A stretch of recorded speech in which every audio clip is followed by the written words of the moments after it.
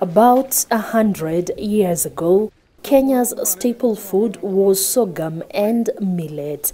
In the colonial period, the settlers mapped out the country's highland areas for production of maize and wheat to be used as animal feed. That was the beginning of a new diet. Maize quickly became the new staple, and the country has never looked back. After independence, locals in Uasin Gishu and Trans Nzoia regions picked up maize farming, growing in scale to propel the regions into Kenya's bread basket. But as the years went by, what started out as a lucrative business is now anything but lucrative. Harvesting season is a time farmers look forward to because it is when grain translates to money. But with the decreasing production per acre and the instability of the maize market, the fruits of their labor are often bitter. A maize farmer is not a proud farmer in this country, and the economies of scale come in. The farmers who have their own machinery, and they are operating large scale because of economies of scale, they are still able to make something. But for the small scale farmer, most of the farmers don't make much out of maize. If you break even, you are lucky in a good year. Ni survival for the fittest. Ile unafanya ukule, ile kidogo imebaki rudisha kwa shamba. Hiyo tu. Ai, siku hizi hakuna. Unless wewe unafanya biashara isiyo halali, ndio unaona mtu ananunua kitu mzuri. Hata kujenga manyumba, hata kusomesha mtoto kwanza. Kila familia saa hii ni harambee. Mkulima akikumbuka mtoto anataka kwenda shule na hakuna fees, si ni stress kubwa sana. Wakulima si tulienjoy wakati ya serikali ya mzee Kibaki, na bado tunafurahia. Lakini saa hii serikali ya Jubilee imeacha mkulima, hakuna mbolea ya subsidy, hakuna soko ya mahindi. Anthony Barasa has harvested his maize crop in his 200-acre farm. He had hoped to make millions in profit, but instead he is millions in debt as his profit margins shrink. He blames his shrinking fortunes on the government's move to cancel the input subsidy program. Zamani tulikuwa napanda mbolea ya subsidy. Siku hizi wametuachilia mbolea, tunaenda kwa wahindi. So ukulima itakuwaje backbone kama serikali iwezi chukua ukulima ikuwe number 1? And today, our farmers in North Rift are disillusioned. They did not get fertilizer, there was no incentive, there was no subsidies. The government, however, has maintained that large-scale farmers like Barasa were never the target of the subsidy program because the program was designed to benefit the small-scale farmers only. Due to loopholes in the system, more than 60% of the subsidies went to large-scale farmers, forcing the government to shut it down. We need to protect the large-scale farmer like we are protecting the smallholder farmer. Why? Is because the large-scale farmer is producing that maize for that consumer in Kibera.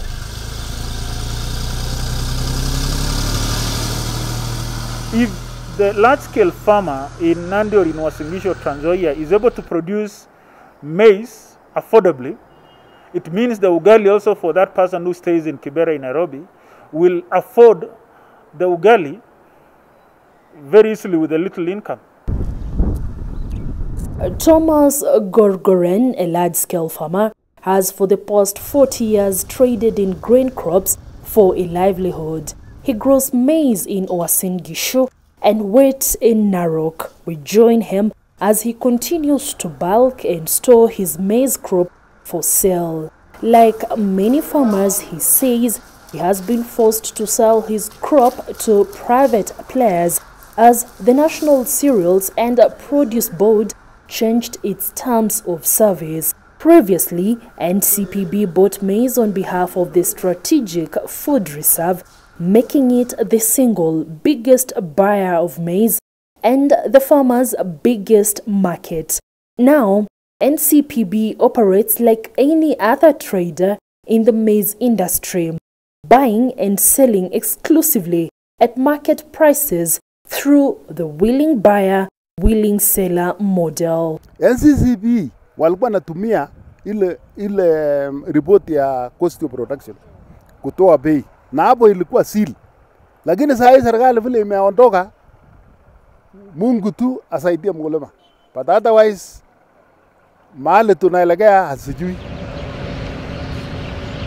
Ukienda kama NCBB wanasema eti wanataka kutuwekea mahindi kwa store wakitafuta soko, lakini kama wakulima ambayo tunaelewa mambo ya ukulima na tunataka ukulima iwe biashara, tumevumilia mwaka moja tukingoja mahindi hivi, alafu sasa wanatuambia wanataka kutuwekea tena mwaka mzima.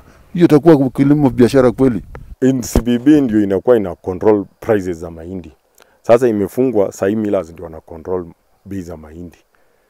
Na hizi factories, hizi industries ni za watu kutoka nje ndio wanafanya biashara hapa. But the main problem with this country is marketing. We don't have proper markets for our produce. We don't have linkages. So that has really affected our farmers. And from the look of things, things might not be easy in the year 2021 because farmers have spent so much and there was no market. They have just given out at a throwaway price.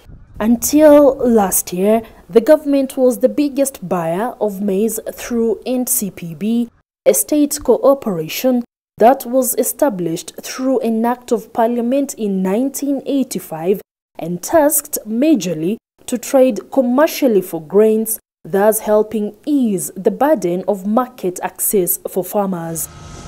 But this year, the only government support that farmers received was a recent mention by President Uhuru Kenyatta that maize traders should not offer farmers less than 2,500 Kenyan shillings per 90 kilogram bag of maize. We could have just left it to the market forces because we could be bargaining.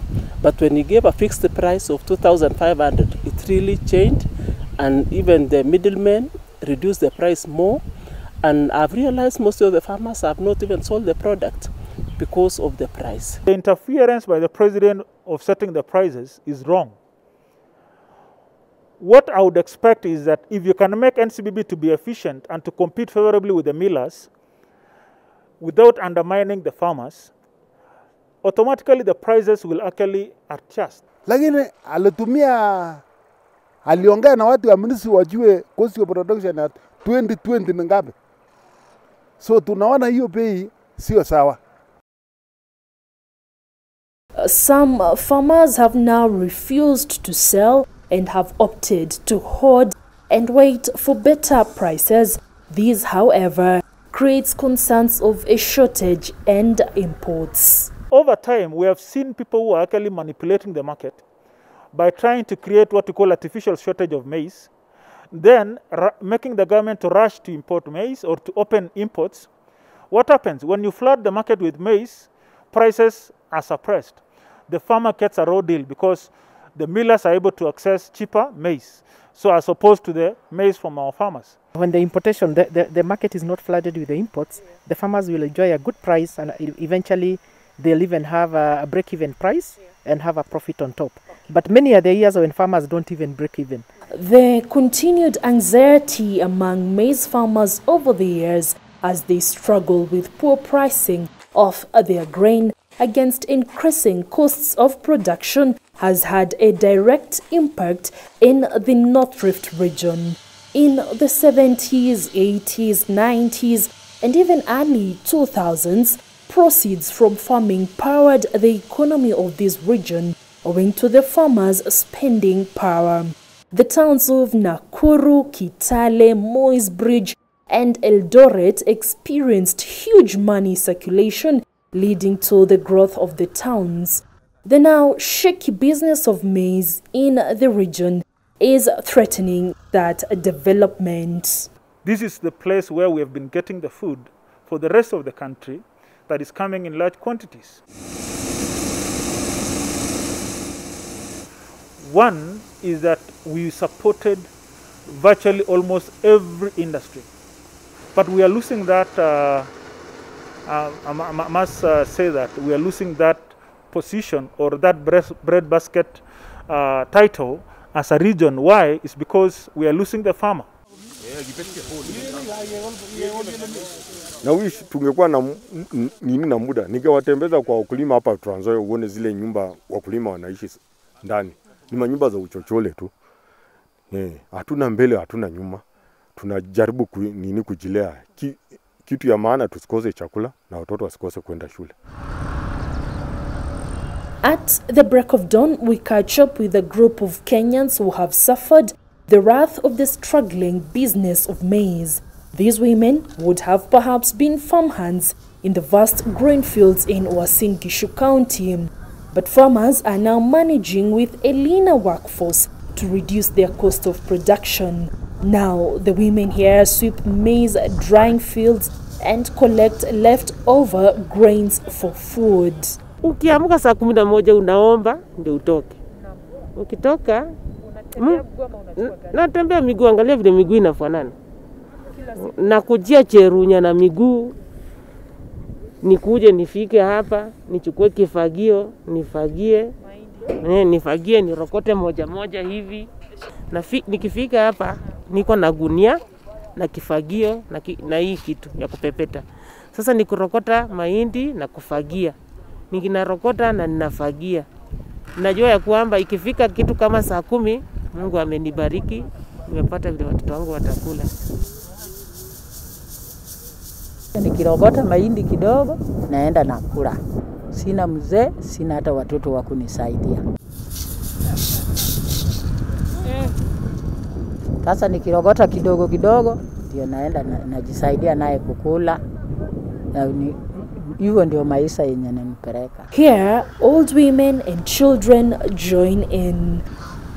Judith Juma, 55, picks one grain after another to fill her bag and later her family's tummy, comprising 7 grandchildren, all under her care. Sijakula chochote, sijakunywa hata maji. Jua ni kali, lakini itabidi nivumilie mpaka nirokote hiyo mahindi nipate ya kukula. Ndio nirudi nyumbani jioni, saa zingine saa 2 ya usiku ama saa 1. Analysts say manufacturing would have been a key component to open up opportunities that would solve maize problems in the country through value addition, thereby providing not only sufficient markets for farmers, but also employment opportunities. We used to have Rivertex then, we had Raymonds, and we have these textile companies here. We also had CPC, the corn products company, that has since, I'm told, it migrated to South America.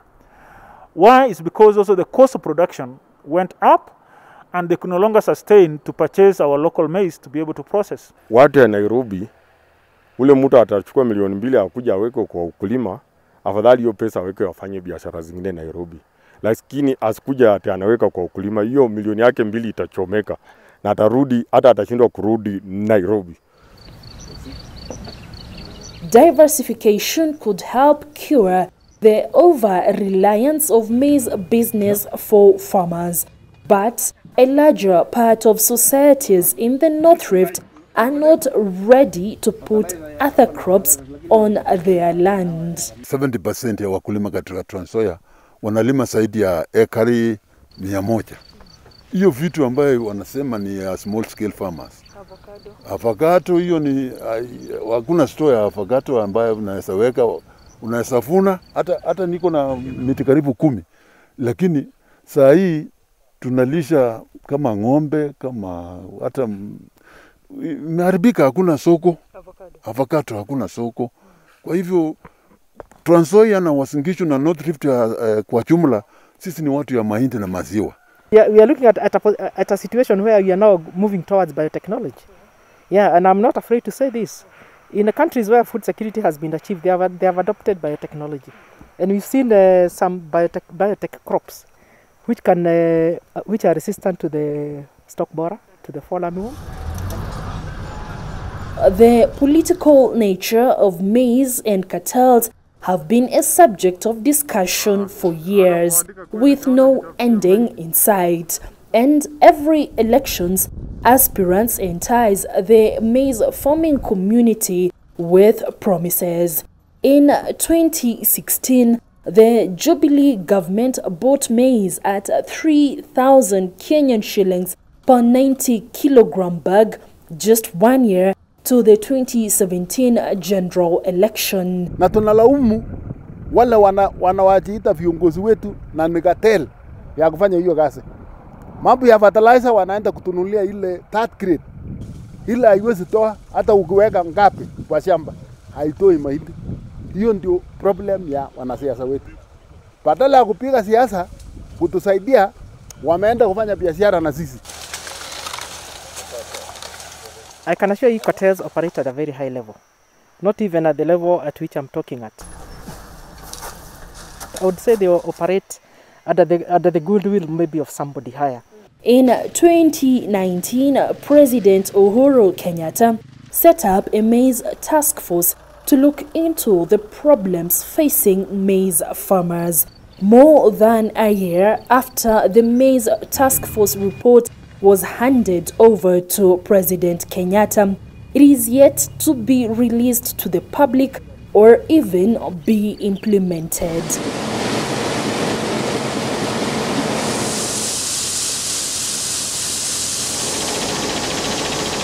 Lois Wangoi, NTV, in the county of Uasin Gishu.